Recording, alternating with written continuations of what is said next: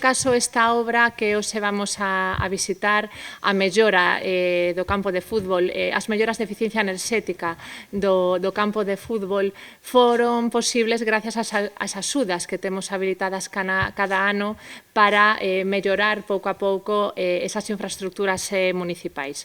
Unhas infraestructuras municipais das que o noso obxectivo é que sean máis eficientes, axudar aos concellos a que sexan máis baratas, que aforren cartos e que poidan destinalos tamén a outros destinos. Iso é a nosa principal prioridade.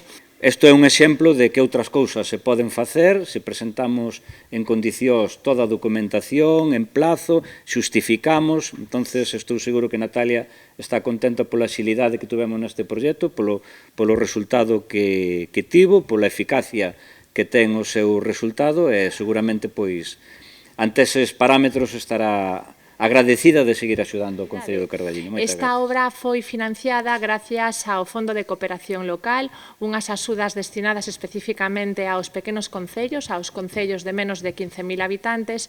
Son axudas de ata 60.000 euros que precisamente a convocatoria deste ano abriuse a semana pasada, polo tanto, animar dende aquí a todos os concellos. Nós xa presentamos o novo proxecto para a Uceira.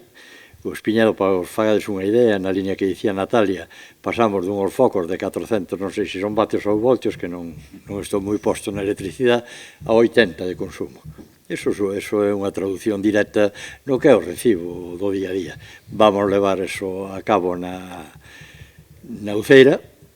Hoxe chegou o borrador do convenio da Consellería de Educación, polo cal vamos a invertir 600.000 euros no que é o pabellón do Colexio da Uceira para engadilo ás instalacións municipais deportivas e